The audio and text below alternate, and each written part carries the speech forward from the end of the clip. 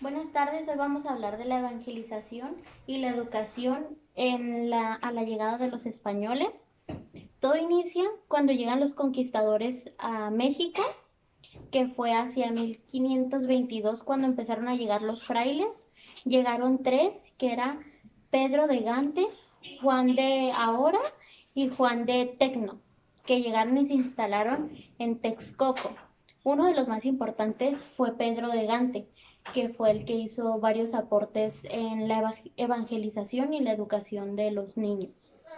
Cabe destacar que también hubo religiosos muy importantes que fueron Andrés de Olmos, Motolina y Juan de Torquemeta, entre otros, que no solo se dedicaron a la evangelización ni a la conquista espiritual. Uno de sus tantos aportes fue que también conservaron las historias de los indígenas y, varias de su cultura. Porque cuando llegaron los militares empezaron a destruir varias cosas y se empezó a perder como esa esencia que tenían.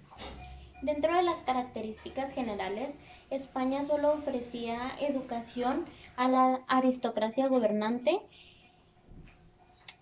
Los servicios eran dados por la Iglesia Católica y la clase alta y los cleros eran educados en los clásicos, mientras que los peones y los mestizos quedaron ignorantes. Los mayas y los aztecas formaban una educación diferente, un proceso etnometodológico que era principalmente oral. Esto ocurre entre el siglo XVI y el siglo XVIII. El primer proceso se dio en el siglo XVI, cuando la corona empezó a ayudar mandando a la Iglesia Católica a territorio recién descubierto y mandó a frailes, franciscanos, dominicanos, agustinos, todas estas organizaciones para que empezaran a crear parroquias y empezaran a evangelizar a las personas y a enseñarlas. Estas parroquias se les llamaban doctrinas.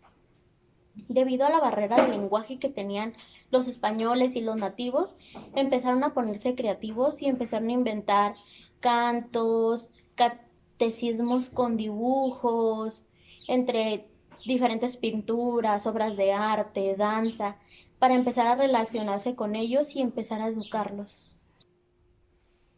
En el siglo XVII, durante esta centuria, la enseñanza del español empieza a intensificarse. Sin embargo,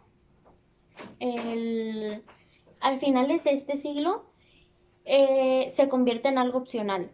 Se comienzan a colocar en las doctrinas sacerdotes con dominio de lenguas indígenas. Durante este periodo se menciona por primera vez el establecimiento de escuelas indígenas para niñas en la población con mayor número de habitantes. También se comienza a pagar a los maestros con fondos provenientes de los bienes de la comunidad de los pueblos indios, y por otro lado, algunos indígenas no nobles comienzan a asistir a las universidades de México para estudiar filosofía, gramática de latín, derecho y medicina. Y vamos a concluir con el siglo XVIII. Durante este siglo comienza a aumentar, a masificarse la educación indígena. Los padres de los niños ya comienzan a financiar la educación y las doctrinas son reemplazadas por escuelas de lengua castellana. Estos nuevos establecimientos enseñan no solo la doctrina cristiana, sino también el castellano, la lectura, la escritura, el canto, algunas veces tocaban instrumentos y la aritmética. Los maestros eran bilingües, no eran sacerdotes ni eran frailes. Con esto concluimos un poco la evangelización y la educación en la Nueva España. Fue un tema que se tomó a grandes rasgos, pero fueron los puntos importantes de esta época.